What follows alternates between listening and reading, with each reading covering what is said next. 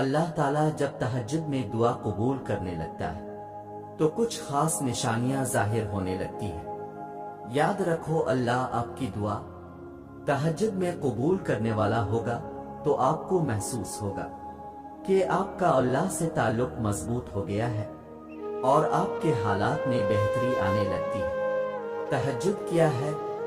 ये वो नमाज है जो हम पर फर्ज नहीं की गई, तो फिर उसका अजर इतना क्यों है? आपने कभी ये सोचा है? इसका अजर इसलिए है क्योंकि इसका पैगाम नहीं आता, इसके लिए खुद उठा जाता है। आपके दिल में मौजूद तड़प आपको उठाती है, ऐसी तड़प जो गहरी नींद से उठा लाती, जो हमें आधी रात में अपने बिस्तर पर सुकून से सोने नहीं देती। और इस तड़प के साथ जब बंदा अपने रब के हुजूर अपनी पेशानी जमीन पर रखता है तो इसका वो सजदा उसे फर्श से अर्श पर ले जाता है। इस खुदाए बुजुर्ग व बरतर की रहमत अपने बंदे को अपने साए में ले लेती है। बंदा अपने रब के सबसे करीब होता है। उस वक्त बंदे का बहाया हुआ हर आंसू आंख से बहता है और सुकून दिल में उतार दिया जाता है। हर तकलीफ हुआ में खोसी जाती है। उस वक्त रब इतना करीब महसूस होता है कि लगता है बस वो हमें ही सुन रहा है। वो हमारे अंदर एक ऐसा यकीन पैदा कर देता है कि इसने हमारी मांगी हर दुआ को कबूल कर लिया है और हमारी हर ख्वाहिश को सही वक्त पर पूरा कर देगा। तहज्जुद का वक्त खुदा की मोहब्बत का उरूज होता है। तहज्जुद बहुत खास होती है, बहुत खास। तहज्जुद अल्लाह की तरफ से हमारे लिए एक ऐसा बंद दरवाजा है जो सिर्फ तहज्जुद की इबादत से ही खिलता है। ये दरवाजा सिर्फ इन लोगों के नसीब में होता है जो वाकई अल्लाह के करीब होते हैं और सबसे बढ़कर अल्लाह खुद उन्हें तहज्जुद की तरफ लाता है। रहता तो वो खुदा हर तरफ है, पर तहज्जुद में खास सिया काली चादर के पीछे रात की अंधेरी में सिर्फ वही लोग अल्लाह को देख पाते हैं जिसने अल्लाह से बेपनाह मोहब्बत की हो। उस वक्त अल्लाह और आपके दरमियान होने वाली गुफ्तगू, आंसू से भरी हिचकियां, दिल में की गई बातों की आवाजें सिर्फ अल्लाह के सिवा और कोई नहीं सुन पाता। उस वक्त तहज्जुद के सजदे में ना तो सर उठाने का दिल करता है और ना ही आसमान से नजर हटाने का। और अगर ऐसा हो जाए कि कभी इसी दौरान तुम्हारी अल्लाह से तहज्जुद में मुलाकात हो जाए और वो तुम्हारे रूबरू आ जाए, वो मंजर तुम्हारे लिए मौजिज़ा से कम नहीं। तहज्जुद पढ़ने वालों के लिए मुजिज़े गैब से उतारे जाते हैं।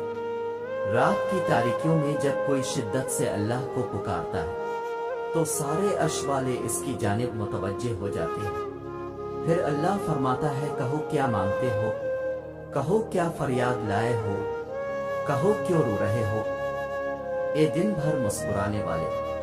फिर जब तुम अपनी अर्जियां इसे सुनाते हो और उसके रूबरू सजदे में गिर जाते हो तो वो हुक्म देता है इन दुआओं की कबूलियत का जिनके जवाब तुम्हें लगता था कभी नहीं आने वाले। फिर वो तुमसे कहता है, लो भर दिया दामन तुम्हारा, यकीन की झोली फैलाने वाले, कुन लिख दिया गया है। अब मैं तुम्हारे नसीब में मान गया हूँ, मैं मान गया हूँ तुमसे मुझको मनाने वाले। तुम्हें लाना था मुझ तक ये इम्तिहान तो बस थे बहाने। तहज्जुद में कुछ तो खास है, तभी मेरे अल्लाह ने इसको इतनी फजीलत वाली इबादत कहा है। कुछ तो खास है, तभी अल्लाह अपनी इस इबादत के लिए पहले आसमान पे आता है। कुछ तो खास है, तभी अल्लाह किसी किसी को चुनता है, जिसको चुन लेता है फिर इसके लिए मुजिज़े करता है। तुम्हारा तहज्जुद तक आना ही तुम्हारी दावा है कि कबूलियत की सबसे बड़ी निशानी है। फिर तुम क्यों इसकी देरी को इसका इनकार समझते हो? तहज्जुद अल्लाह की तरफ से दावतनामा है। जब अल्लाह को किसी से मुलाकात करनी हो और बात करनी हो तो वो इसे तहज्जुद की लगन लगा देता है। जब ये सारा जहां खामोश होता है फिर रात की तारीकी के इस आलम में खुदा अपने बंदे से हमकलाम होता है और तब यूं महसूस होता है जैसे शारक की हदों को तोड़े हुए वो रब हम में समा गया है और मोहब्बत की कैफियत तोड़ने लगती है। फिर मेरा रब फरमाता है, مانگ مجھ سے میرے بندے، تو نے جو مانگا میں نے دیا تجھے، مگر تب اللہ کے سوا کسی کی طلب ہی نہیں رہتی، اور پھر طلب اللہ کی ہو اور وہ نہ ملے، ایسا تو ممکن ہی نہیں۔ تہجد کا آغاز انسان سے تو ہو سکتا ہے، مگر اختتام صرف اللہ ہے۔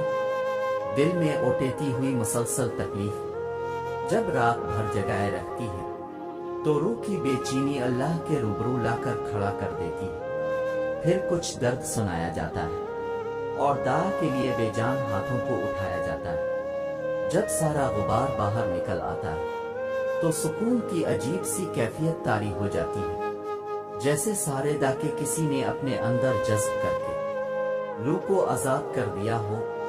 اللہ سے کی گئی وہ ایک ملاقات، وہ ایک گفتگو ساری الجھنیں سلجھا دیتی ہے۔ پھر مجازی ڈاکے نہیں بلکہ حقیقی محبت سونے نہیں دیتی۔ پھر رات کی نیند اچھی نہیں لگتی، پھر بس اللہ سے ملنے کی طلب رہتی ہے۔ پھر دنیا کی خواہشیں ختم ہو جاتی ہیں اور عرش والے کی لت لگ جاتی ہے۔